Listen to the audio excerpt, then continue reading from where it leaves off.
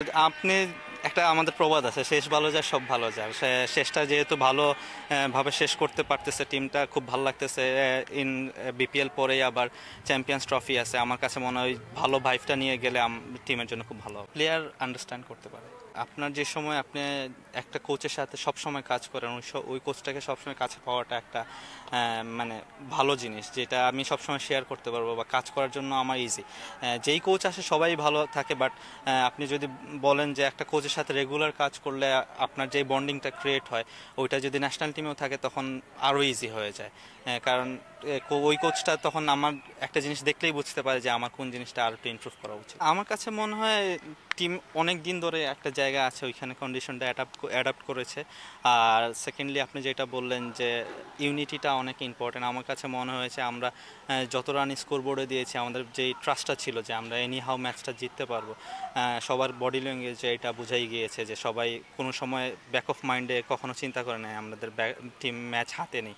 তো ওই বডি ল্যাঙ্গুয়েজের কারণেই মনে হয় আমাদের ম্যাচটা ইজি হয়ে গেছে। না, এখন আপনি দেখেন আমাদের একটা কিন্তু মানে প্রাইড আছে যে আমরাও কিন্তু বাউন্স ব্যাক দিতে পারি, যে কেউ আমাদের স্লেজ করলে আমরাও নাহিদ রানাকে দিয়ে ভয় দেখাইতে পারি। সো আমার কাছে ওই জিনিসটা থাকায় আমার কাছে মনে হয় ওই টিমগুলো একটু এখন ভয় পায় আমাদের। না, ওটা তো আমাদের জন্য প্র্যাকটিস।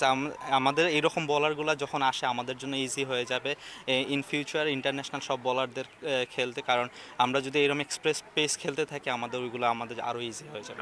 না না, ওরে ফ্রিকুয়েন্টলি বল করে।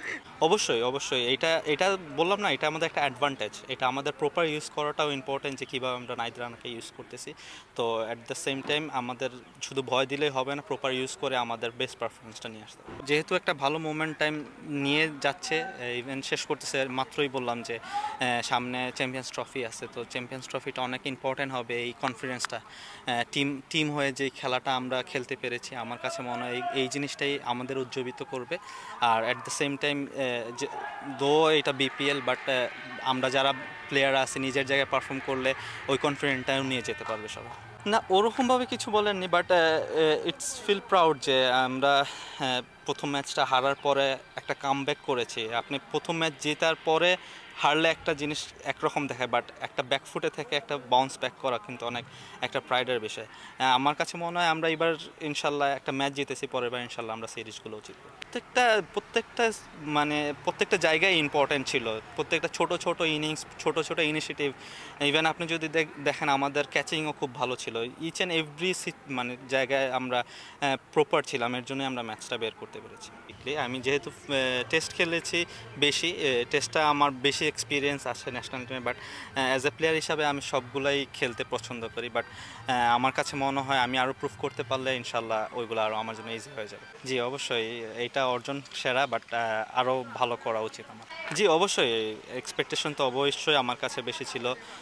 যেহেতু আমি একটা টপ অর্ডার ব্যাটসম্যান, আমার কাছে অবশ্যই এক্সপেকটেশন বেশি আছে।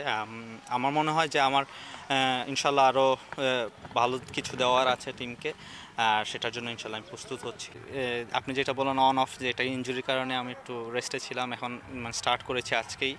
তো বিপিএল সিলেটের হয়ে আরও লাস্ট 2 ইয়ার খেলেছি। সিলেটের হয়ে খেলতে খুবই ভালো লাগে, প্রাইড ফিল হয়, যেহেতু সিলেটেই আমার জন্ম। চেষ্টা করব টিমের জন্য মানে সব থেকে ভালো পারফরমেন্সটা করার।